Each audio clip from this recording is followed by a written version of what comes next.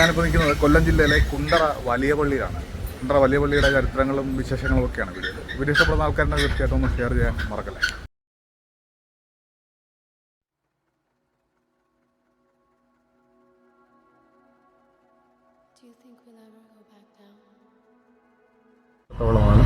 ഇപ്പോൾ നമ്മൾ ആയിരിക്കുന്ന ദേവാലയം എന്ന് പറയുന്നത് കുണ്ട്ര ദേശത്തുള്ള അതിപുരാതനമായ ഒരു പള്ളിയാണ്. കുണ്ട്ര സെന്റ് തോമസ് ഓർത്തഡോക്സ് വലിയ പള്ളി എന്ന് പ്രത്യേകിച്ച് ഈ പള്ളി അറിയപ്പെടും. AD 8-ാം നൂറ്റാണ്ടിന്റെ മധ്യകാലത്ത് രൂപീകൃതമായ ഒരു ദേവാലയമാണ്. ആ കാലത്ത് ഇവിടെയുള്ള നസ്രാണി സമൂഹത്തിന്റെ എല്ലാം ആരാധനയുടെ ഒരു ഇടമായിരുന്നു ഈ ഒരു പരിശുദ്ധ ദേവാലയം എന്ന് പറയുന്നത്. പരിശുദ്ധ മാർത്തോമ ശ്ലീഹായുടെ നാമധേയത്തിൽ സ്ഥാപിതമായ ഒരു ദേവാലയമാണ് കുണ്ട്ര സെന്റ് തോമസ് ഓർത്തഡോക്സ് വലിയ പള്ളി. ഒരു കാലഘട്ടം വരെയും ഇവിടെയുള്ള നസ്രാണി സമൂഹം എല്ലാം ആരാധിച്ചിരുന്നത് ഈ ഒരു ആലയത്തിന് ശേഷമാണ്. പിന്നീട് നവീകരണ പ്രസ്ഥാനങ്ങളുടെ കടന്നുവരവിന് ശേഷമാണ്, 16-ാം നൂറ്റാണ്ടിനൊക്കെ ശേഷമാണ് ഓരോ സമുദായവും അവരവരുടേതായ ദേവാലയങ്ങളിലേക്ക് പിന്നീട് മാറി ആരാധിക്കുന്ന ഒരു അനുഭവം ഉണ്ടായത്. ഈ ദേവാലയത്തെ സംബന്ധിച്ചിടത്തോളം നാനാജാതി മതസ്ഥരുടെ ഒരു അഭയകേന്ദ്രമായ ഒരു ദേവാലയം കൂടിയാണ്. കാരണം ഒരുപാട് ക്രൈസ്തവരല്ലാത്ത എല്ലാ ആളുകളും വന്ന് ആരാധിക്കുന്ന ഒരിടമാണ്. അതിന് പ്രധാനപ്പെട്ട കാരണം 17-ാം നൂറ്റാണ്ടിലാണ് പേർഷ്യയിൽ നിന്നും മോർ അന്ത്രേയസ് ബാബ ഈ ഒരു ദേശത്തേക്ക് കടന്നു വരുന്നത്.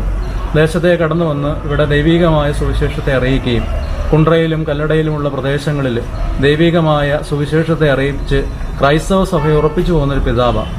പള്ളിയോട് ചേർന്നുള്ള മേടയിലാണ് ആ പിതാവ് താമസിച്ചിരുന്നതും ഇവിടെ താമസിച്ചുകൊണ്ടാണ് സുവിശേഷീകരണത്തിനൊക്കെ പ്രത്യേകിച്ച്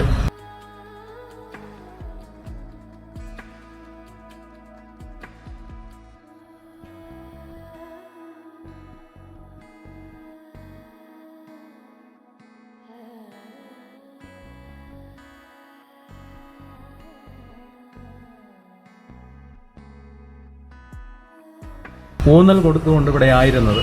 പിന്നീട് അദ്ദേഹത്തിന്റെ ജീവിത അവസാന കാലഘട്ടം കല്ലട സെന്റ് മേരീസ് ഓർത്തഡോക്സ് വലിയ പള്ളിയിൽ അദ്ദേഹം കബറടങ്ങിയിരിക്കുന്നത്. പ്രത്യേകിച്ച് ഈ ദേവാലയത്തോട് തൊട്ട് ചേർന്ന് തന്നെ ഒരു അതിപുരാതനമായ ഒരു ക്ഷേത്രവും കൂടിയുണ്ട്, ഇണ്ടിളയപ്പൻ ക്ഷേത്രമെന്ന് അതിനെ അറിയപ്പെടുന്നത്.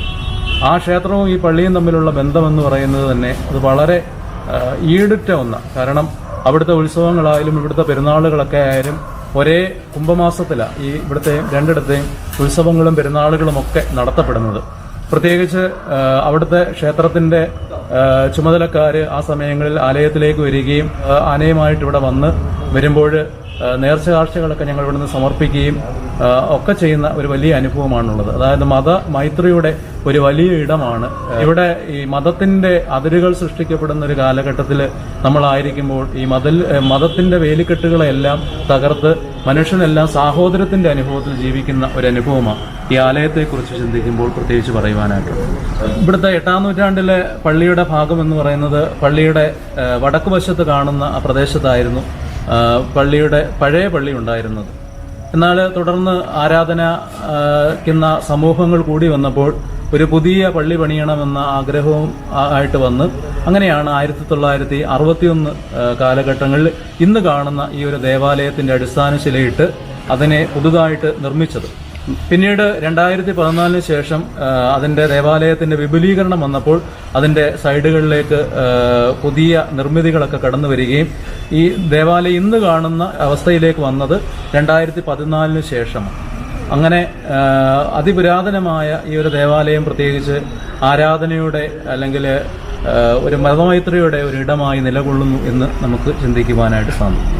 8-ാം നൂറ്റാണ്ടിൽ സ്ഥാപിതമായ പള്ളിയുടെ ഒരു ശേഷിപ്പ് 1961 ഈ പള്ളി പുതുതായിട്ട് നിർമ്മിക്കുമ്പോഴത്തേക്ക് ഈ പള്ളിയുടെ പടിഞ്ഞാറ് ഭാഗത്ത് അവിടുത്തെ പ്രധാന വാതിലിന് മുകളിലായിട്ട് ഇപ്പോഴും സൂക്ഷിച്ചിട്ടുണ്ട്. ഒരുപാട് കൊത്തുപണികളൊക്കെ അടങ്ങിയിട്ടുള്ള ഒരുപാട് സവിശേഷതകളുള്ള ഒരു ഭാഗം ഇപ്പോഴും പള്ളിയുടെ മുകൾ ഭാഗത്ത് സൂക്ഷിച്ചിട്ടുണ്ട്. അതുപോലെ തന്നെ പള്ളിയുടെ മേടയിൽ തന്നെയും പള്ളിയിൽ ആ പഴയ കാലത്ത് ഉപയോഗിച്ചിരുന്ന ഒരുപാട് പുരാവസ്തു കാര്യങ്ങളൊക്കെ അവിടെ ഏറെ സൂക്ഷ്മതയോടെ അവിടെ പള്ളിയുടെ മേടയിൽ സൂക്ഷിച്ചു വെച്ചിട്ടുണ്ട്. ഒരു കാര്യം കൂടെ ഇതിനെക്കുറിച്ച് പറയുമ്പോൾ നമ്മുടെ ഈ പള്ളിയുടെ പഴയകാലത്ത് ഇതിന്റെ കുരിശും ഇവിടുത്തെ ഏറ്റവും വിലപ്പെട്ട കാര്യങ്ങളൊക്കെ സൂക്ഷിക്കുവാനായിട്ടുള്ളൊരു ഇടം ഒരു കാലഘട്ടത്തിൽ ഈ പള്ളിയിലില്ലായിരുന്നു. കാരണം അന്ന് ഈ